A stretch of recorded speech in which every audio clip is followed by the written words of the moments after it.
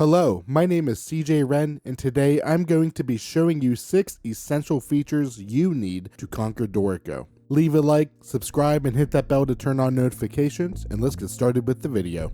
The first feature we will be talking about is showing and hiding system elements. This is an important feature because Dorico is built around showing you the hidden objects that are actually happening within the program, and this helps you navigate your score and do certain actions quicker, but that means there's elements that are displaying on your score that show up in Write and Engrave view that don't show up when you go to Print view. It's important to make that distinction because if you see something on the screen that you think shouldn't be there, like the system break signpost, it actually won't show up in your parts. It's just showing you what's going on with Dorico so you can make edits in Write and Engrave mode to get your final printed result, which is absent of those system elements like signposts. I get a handful of comments about how sometimes the system elements like the system track comments, the highlights showing up under slash regions and bar repeat regions, and various signposts can be distracting when you're working. The great thing about Dorico is you can show and hide these various system elements as you need them. To show and hide any of these various system elements, come up to the menu bar in Dorico and click View. Under View, you'll see a whole host of different options available to you, and I'll break down the most common ones that we like to hide or show as we're working. One of the first and most common system elements in Dorico that we like to hide is the system track. The system track allows you to delete, select, move, copy, add or subtract measures, all without having to use dialogues, and you can interact directly with your score. Sometimes it gets in the way if you're working or you just want to look at your piece without having this on there. I recommend you have it enabled while you're working because it can be very useful to you, but sometimes we just need to hide it. To hide your system track, once again with your View sub menu opened up from your menu bar, uncheck the system track.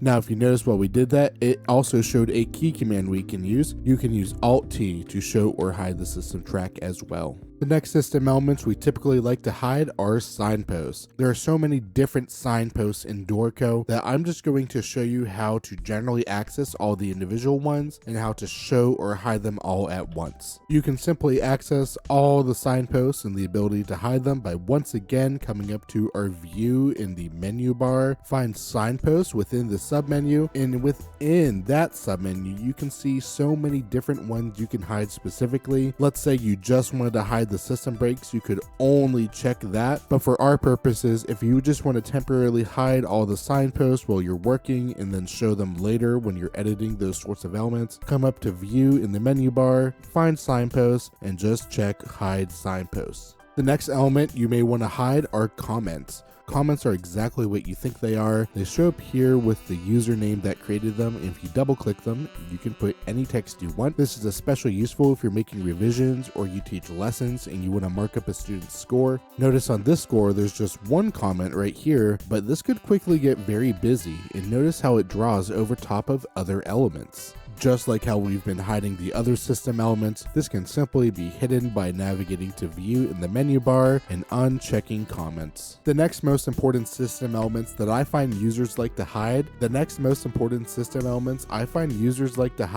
the color highlight behind certain types of regions. On my screen, you can see a slash region which has a green highlight, as well as a bar repeat region that has a blue highlight. You can hide these color regions on a per type of region basis.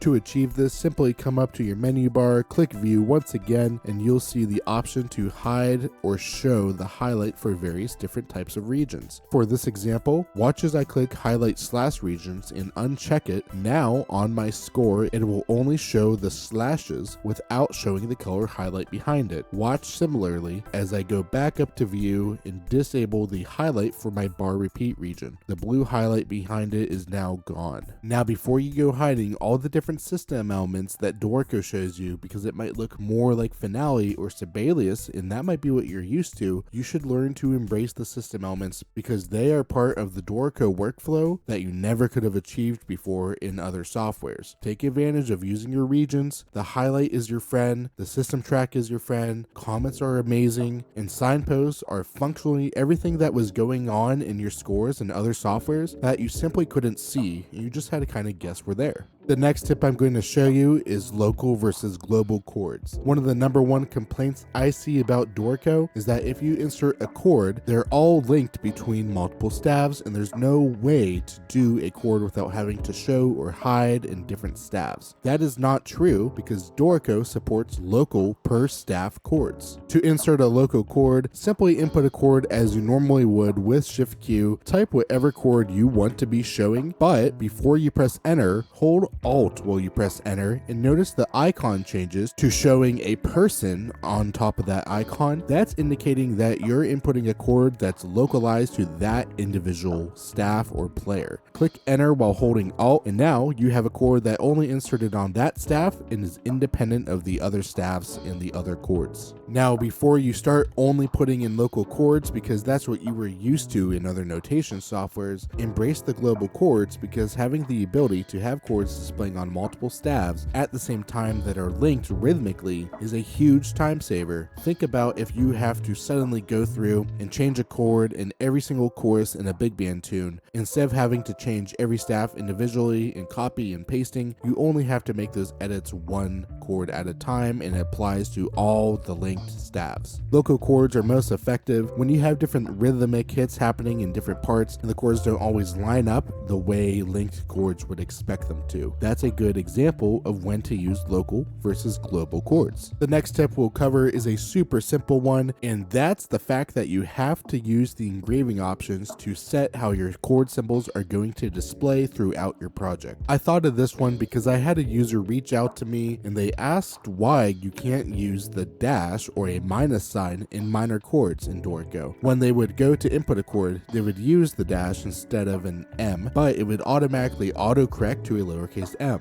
They assume that means Dorico just doesn't have the ability, but that's not true. Think about in a project, you want all your chords to be consistent throughout them, and Dorico embraces that fact by letting you set global chord display options, so anytime you input a chord, they always match throughout your score. There's a couple ways to get to the engraving options to work on the display of the chord symbols. I think the most simple is just to press Ctrl or Command Shift E to pull up the engraving options and then find chord symbols. You can either scroll through this list until you find chord symbols, or you can search for them. I already have a video that I will put on the screen now where I go in depth into these options, but for this purpose, just for demonstration, I'm going to make this F minor 9 show an F-9 using the minus symbol instead of a lowercase m. To achieve this, I just scroll through until I find the appearance of my minor triads right here. I'll select the minus and click apply. Once I close out of the engraving options, you'll see that every single minor chord now has the dash. You can customize how it displays and what part or how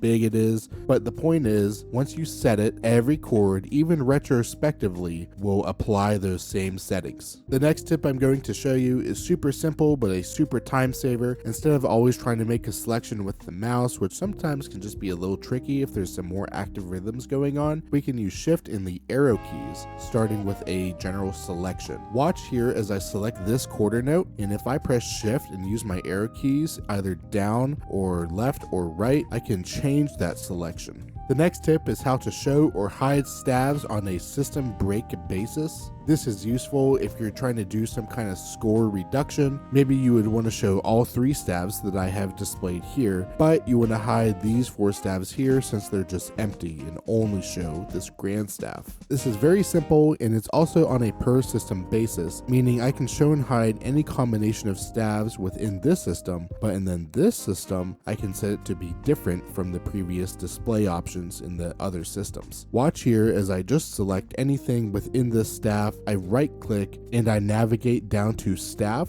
and find manual staff visibility. Within this dialog, now you can show or hide specific staves. If I'm trying to hide this top one, I will enable this preference for it and I will click hide and click OK. Now notice it's displaying in the first system, it's not displaying in the second system as desired, but if I want to bring it back in the next system, we just have to repeat those steps, find our staff and go to manual staff visibility, enable the property for whatever staff you're trying to show or hide, enable show, and now it will be back. I find this feature extremely useful for creating piano parts that look like this. They alternate between showing the grand staff like you see in the beginning, and then switching to just showing rhythmic hits such as at letter A. This helps save pages, and it's also a little simpler for the player to read. For the final tip, I'm going to talk about one thing that's probably driven a lot of you crazy about Dorico, and that's a layout option setting to make your final system in a part expand the full length of the page. To achieve this, enter your layout options with Control or Command Shift L. With this dialog open, you want to make sure you have the correct layout selected that we're working with. You can make a group selection of a couple different layouts if you want to apply this to multiple layouts at the same time. In my circumstance, I just have the bass trombone selected, and now we will navigate to note spacing, and within note spacing, look for only justify final system in flow when more than X% is full. In this case, it's set to 50. We can set it to a lower number, or if we know we always want to just be showing the final system spanning the full length of the page, just uncheck that, click apply, and it automatically makes that adjustment in your part. I hope you enjoyed this video, and I hope you enjoy these tips, and they should give you an edge when working in Dorico, because you won't have to think or be looking for answers for some of these trivial tasks that we need to accomplish. I have more videos on the way, as well as videos that you can watch if you're new to my channel. I want to start live streaming more, so please join and chat. I enjoy the community we have. Please leave a like, subscribe, and hit that bell, and I hope to see you in the next one. Thank you.